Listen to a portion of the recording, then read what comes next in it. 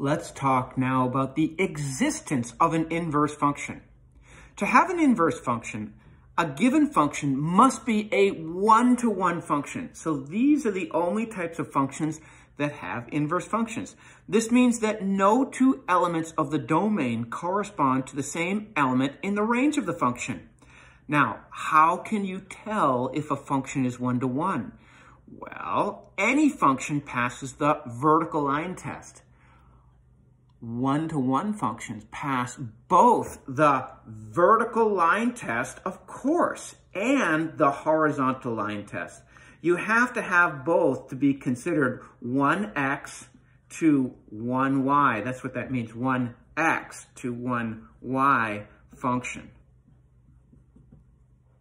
Let's look at some parent functions that you should know. Y equals square root of x. It looks like a swimmer's hand coming out of the water. It's a function because it passes the vertical line test.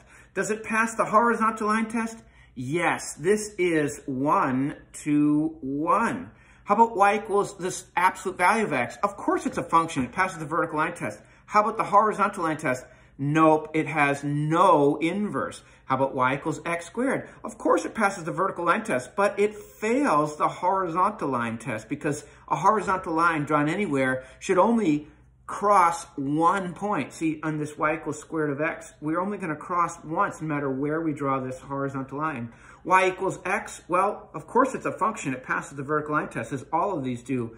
Does it have pass the horizontal line test? Yes. We're only going to cross this in one spot. So we say this is also 1 to 1. That's 1x to 1y. Y equals x cubed. Well, of course it's a function. Does it pass the horizontal line test to see if it's a one-to-one function? Yes, it's 1 to 1 as well because it passes the horizontal line test. Y equals 1 over x. We've got a vertical asymptote at x equals 0 and a horizontal asymptote at y equals 0. Does it pass the horizontal line test? Yes, it does, in fact, so that's 1 to 1 as well. These two here are the only ones of our basic parent functions that do not pass the 1 to 1 horizontal line test or the horizontal line test that shows that we have a 1 to 1 function. So these functions do not have inverse functions. If I have f of x equals x squared, I get this U shape going through 0, 0, 1, 1, 2, 4, etc., etc. Now, here's the problem. If I see that this is a function, but it doesn't pass the horizontal line test. So here's the problem. When we reflect this over that y equals x line, we get something that looks like this. Doo, doo, doo. And what's the problem with this shape? Well, if this is our inverse, it's not a function. Why? Because this doesn't pass, if we're saying, oh, this is our inverse function, when we reflect it over this line, y equals x. Well, when we do that, the shape we get, the graph we get, does not pass the vertical line test. So what's critical to see is that this inverse is not a function. And we're looking for inverse functions. So what could we do? Well, what we'll do is we'll restrict the domain of the original function. Here's that original function again. Now, I know that its inverse will not pass the vertical line test because when I draw this horizontal line here, I hit 2 points. So when we reflect it, the new function, or the new relation, rather, it's not a function, will not pass the vertical line test. So the key here is to restrict the domain of this function so that it does pass the horizontal line test. And we can do this by saying y equals x squared, or f of x equals x squared, comma, when x is greater than or equal to 0.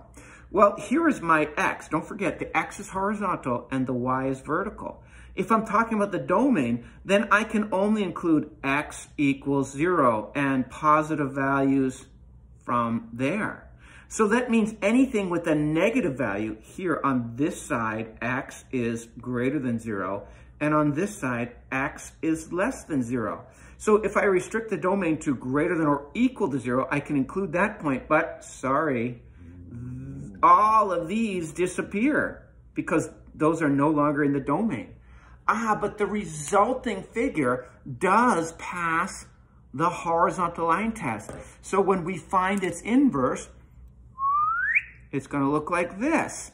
And we do have an inverse function because this blue graph that I just drew, it passes the vertical line test. So it is a function. Notice, if they meet, they're going to meet on this line, y equals x.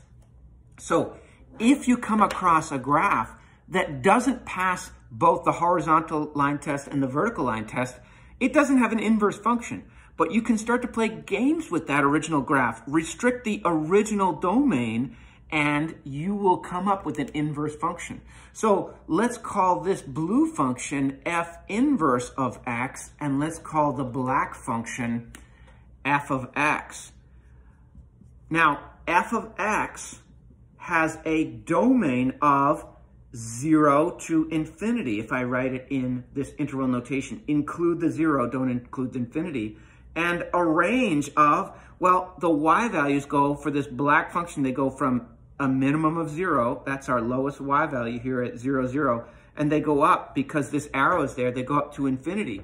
So the range is also 0 to infinity. Now, if I have that, I get this for free. F inverse of x has a domain and a range as well. The range becomes the domain, 0 to infinity. And the domain becomes the range, 0 to infinity. It's not so exciting because they're the same. But that is what happened.